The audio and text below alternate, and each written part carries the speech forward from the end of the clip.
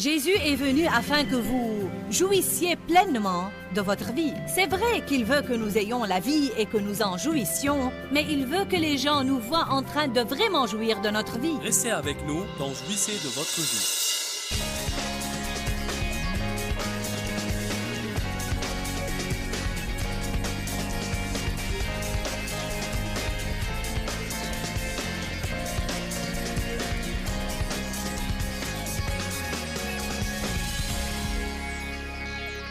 Tout le monde, non seulement quelques prédicateurs, il faut que vous compreniez que prêcher la parole de Dieu est tout autant de votre responsabilité comme c'est de la responsabilité des quelques personnes appelées au ministère. Est-ce que c'est clair? Une dizaine d'entre vous ont compris ça. Toute personne a automatiquement deux ministères. Vous êtes automatiquement appelé au ministère de la réconciliation. Cela signifie que vous devez vous employer activement à réconcilier les gens perdus avec Christ. Afin que vous fassiez ça, vous n'avez pas nécessairement à avoir le don de prêcher. Si vous n'avez pas le don de prêcher ou d'enseigner, alors vous feriez mieux de ne pas avoir recours à cette méthode. Dieu assure ses dons à certaines personnes. La Bible dit que nous avons tous à être des lettres lues de tous les hommes. En d'autres termes, nos vies doivent être une lettre aux autres personnes qui dit « Voici la bonne façon de vivre ». Je crois que vous devez avoir tellement de paix que les gens seront jaloux de votre paix.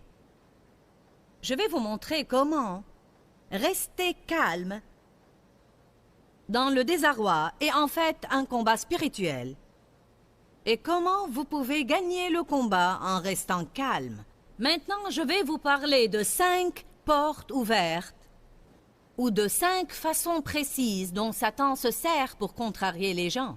Le diable nous tend un piège pour nous contrarier. Il faut que les gens soient jaloux de votre paix. Mais la Bible nous dit que si nous cherchons Dieu, les bénédictions nous chercheront. Vous ne m'avez pas entendu. J'ai dit que la Bible dit que si nous cherchons Dieu, cherchez premièrement le royaume de Dieu et sa justice, et toutes ces choses vous seront données par-dessus. Je suis contente de savoir que je n'ai pas à faire ce que le monde fait pour obtenir ces choses. Je peux chercher Dieu et Dieu me bénira d'une façon surnaturelle et miraculeuse. N'est-ce pas une bonne nouvelle? Amen. Je n'ai pas de doctorat, bien que je crois qu'il est bon d'en avoir un. Certainement, je n'essaie pas de rabaisser ça. J'ai terminé mes études secondaires et je ne suis même pas forte dans les langues. Je crois que c'est drôle. Dieu m'appelait à prêcher et je ne le savais pas, mais l'anglais était une des matières que je n'aimais pas. J'ai pensé, je m'en fous si c'est un nom ou un verbe ou quoi que ce soit, laissez-moi parler. Je ne dis pas que c'est une bonne attitude à avoir, mais je veux dire que j'aime Dieu, il m'avait donné sa grâce, et voici que je m'adresse à des millions de personnes tous les jours à travers la télévision, et je n'ai pas eu ce travail de la façon dont le monde l'aurait. Je l'ai eu parce que j'étais appelée et ointe. Laissez-moi vous dire quelque chose. L'onction fait tout pour vous habiliter à faire quelque chose dans le monde qui étonnerait les gens. En fait, la Bible dit dans 1 Corinthiens 1 que Dieu a choisi les choses folles du monde pour confondre les sages. Alors les gens qui croient qu'ils ont la sagesse du monde vous regarderont et diront « ça doit être Dieu, ça ne pourrait pas être autre chose ». Comprenez aujourd'hui, Dieu veut que votre vie soit un témoignage. Il veut que les gens voient votre vie et disent « Je ne sais pas comment vous avez obtenu ce que vous avez, ou ce qui vous rend tellement heureux, ou ce qui vous rend tellement paisible, ou pourquoi vous êtes tellement béni, mais je veux en savoir plus sur comment vous vivez. » Toute personne est appelée au ministère de réconciliation et toute personne est appelée au ministère d'intercession. Alors, ne faites pas porter la responsabilité d'évangéliser à quelques prédicateurs en pensant que vous n'avez qu'à vous asseoir sur les bancs et à vous engraisser de plus en plus sur la parole de Dieu alors que vous n'appliquez pas ce qu'on vous apprend. Il y a une responsabilité dans la connaissance. Amen. Il faut que nous sachions une fois pour toutes ce qui est vraiment important. Vous savez ce qui est important? Les valeurs éternelles. Et non pas les choses qui étaient déjà pourrissantes, rouillées et dégradées quand vous les aviez adoptées.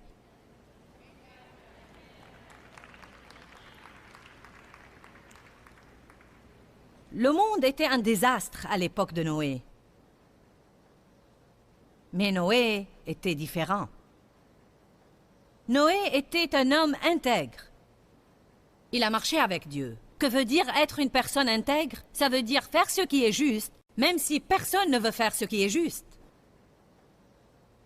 Ça veut dire prendre position.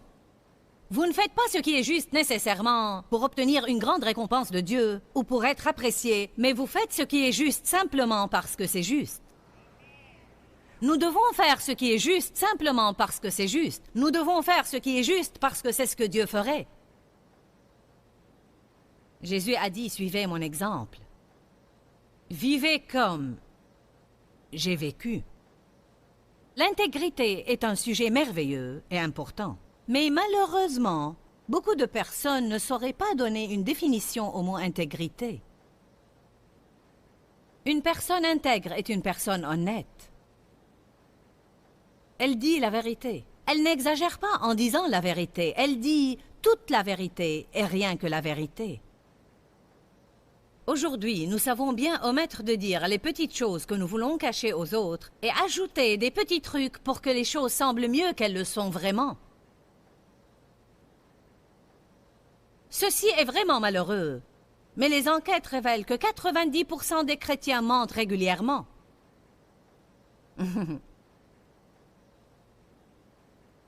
Nous devons nous élever, apprendre à apprécier et choisir ce qui est excellent, prendre position dans notre société et savoir que nous sommes les ambassadeurs de Christ. La Bible amplifiée dit « Nous sommes ses représentants personnels sur cette terre. Et le Seigneur est en train d'appeler ceux qui sont perdus à travers les croyants. » Nous avons un travail. Jésus est venu afin que vous jouissiez pleinement de votre vie. C'est vrai qu'il veut que nous ayons la vie et que nous en jouissions, mais il veut que les gens nous voient en train de vraiment jouir de notre vie. Je crois que nous avons le devoir de ne pas sortir de nos maisons tous les jours, tristes, déprimés, négatifs et ronchons. Nous avons le devoir de ne pas aller à notre travail et agir comme tout le monde, en nous plaignant et critiquant le patron, en nous plaignant et critiquant notre salaire et les conditions du travail, nous asseoir pour déjeuner en parlant, en se plaignant et en critiquant le patron et en écoutant de mauvaises plaisanteries.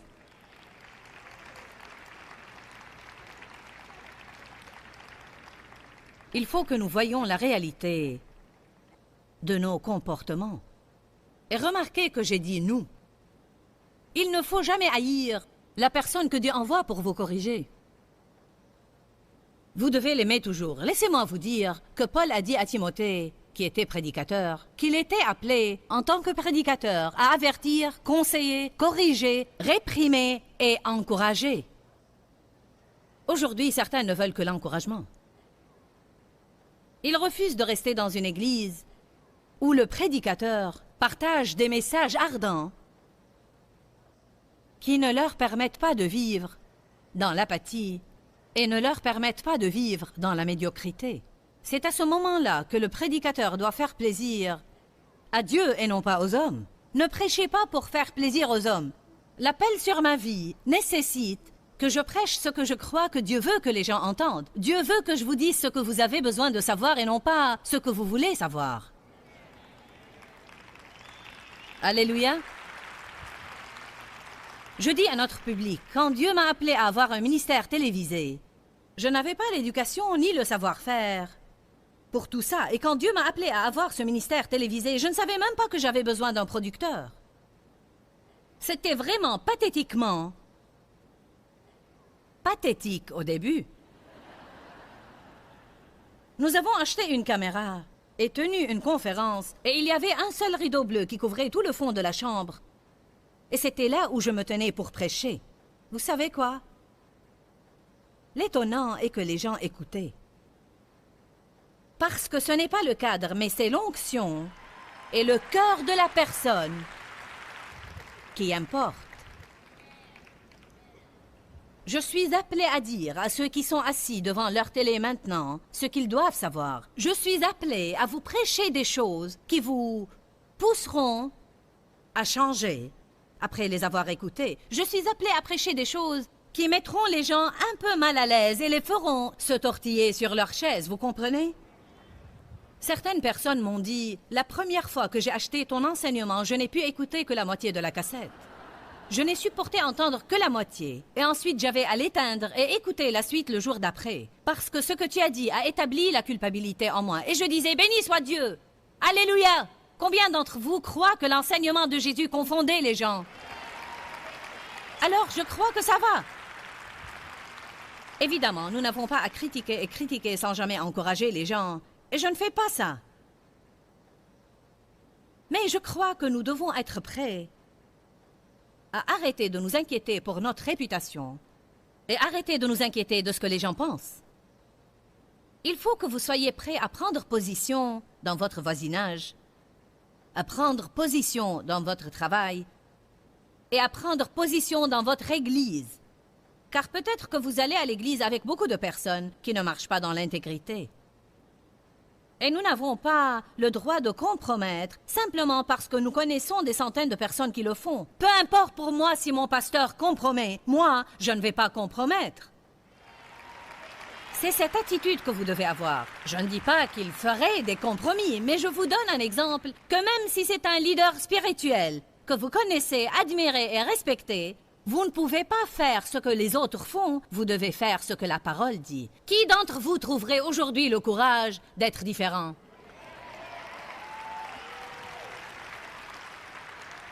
Qui prendrait position pour la justice? Je vais vous dire quelque chose qui vous ferait peur. Si vous prenez position pour la justice, vous serez certainement persécuté.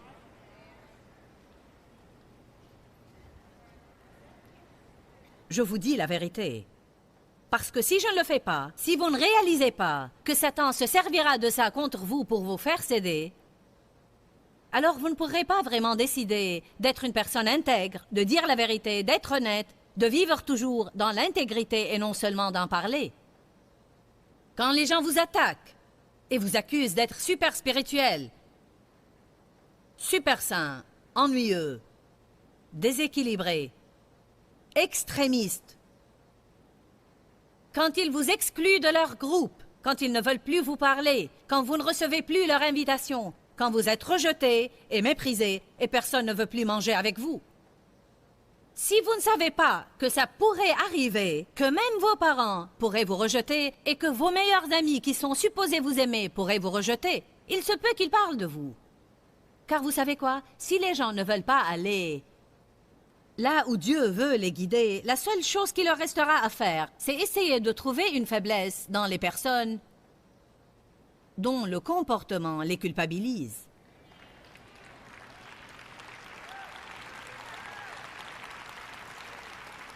Si vous qui vivez dans la justice, vous établissez la culpabilité chez votre collègue, et ce dernier refuse de vous écouter et de s'élever plus haut, alors la seule chose qu'il pourrait faire, c'est vous critiquer. Mais Dieu se sert de vous. Et vous savez, je préférerais n'avoir aucun ami sur cette terre que d'oublier mon amitié avec Dieu. Je préférerais Dieu toujours aux autres. Un seul jour dans les parvis du Seigneur, une seule heure dans sa présence, mais plus importante et précieuse que 10 années passées avec un groupe de personnes qui m'a rejeté dès que j'ai reçu le baptême du Saint-Esprit. Bien, si tu vas croire en ça, si tu vas parler en langue, si tu vas croire en la guérison, et si tu vas croire en toutes ces choses bizarres, pourquoi? Ils voulaient continuer à flotter dans leur bateau religieux. Nous allons à l'église comme ça, nous allons à l'église comme ça. On ne change pas, mais on va à l'église.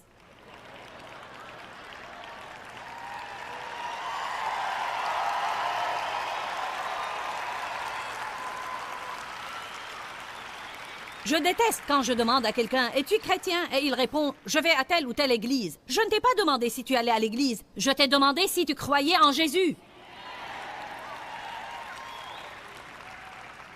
Nous devons arrêter de prendre notre Église pour un badge ou un laissez-passer. N'oublions pas les personnes à qui Jésus a parlé et qui ont dit « Seigneur, Seigneur, on a fait toutes ces œuvres dans ton nom. » Il a dit « Retirez-vous de moi, vous qui commettez l'iniquité. Je ne vous ai jamais connu. Dieu n'est pas intéressé à nos œuvres seulement. Il veut que nous le connaissions, lui et la puissance de sa résurrection. » Si nous appréhendons d'aller à l'église et nous attendons impatiemment que la réunion soit terminée, alors il y a un problème. Il y a un problème soit à l'église, soit dans mon cœur, parce que nous sommes censés être enthousiasmés et non pas vérifier le temps toutes les 2 secondes en pensant « quand ça va être terminé ». Évidemment, vous savez que parfois, en tant que prédicateur, nous pouvons épuiser les gens parce qu'ils ne peuvent absorber que tant. Mais si vous vous mettez en colère quand la réunion dure plus que 45 minutes, alors vous gaspillez votre temps. Parce que vous êtes censé être éperdu dans la présence de Dieu, trempé dans l'onction et être tellement enthousiasmé pour ce que vous apprenez que vous ne remarquez plus que le temps passe.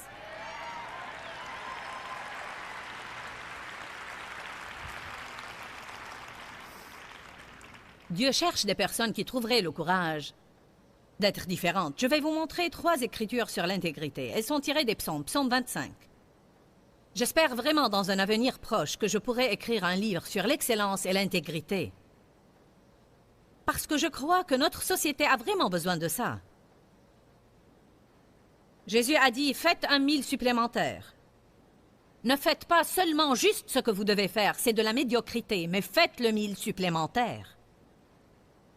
Faites toujours un peu plus que ce que vous avez à faire. Psaume 25, 21, David a dit « Que l'innocence et la droiture me protègent ». Cela signifie « me garde ». Quand je mets en toi mon espérance, ô Dieu, qu'est-ce qu'il est en train de dire? Alors que j'espère en Dieu pour me délivrer, je vais juste te rappeler, Seigneur, que je continue à marcher dans l'intégrité. Beaucoup de gens continuent à faire ce qui est juste pourvu qu'elles obtiennent de bons résultats. Mais quand elles passent par des épreuves, surtout de longues épreuves, et leur chair ne trouve pas satisfaction, elles ne veulent plus être des personnes intègres. Vous savez, si une personne intègre est engagée à travailler dans la garderie, à l'église, toutes les semaines, elle ne renonce pas à se présenter car elle a un problème personnel. Sûr qu'ils ne s'attendent pas à ce que j'y aille ce soir, je suis en peine. C'est à ce moment-là que vous devez y aller.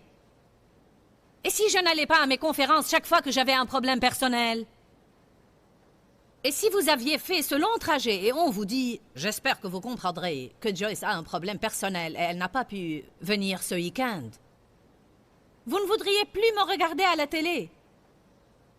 Je ne serai pas un bon exemple. Vous ne pourriez plus recevoir ce que je dis. Et vous savez, si souvent, nous voulons prêcher aux gens, mais nous n'appliquons pas ce que nous prêchons dans notre vie, et alors ils nous prendront pour des hypocrites. Ou bien nous avons un autocollant, et alors que cet autocollant exprime notre foi, nous dépassons la limitation de vitesse en conduisant notre voiture. Et vous croyez que les gens ne remarquent pas ça?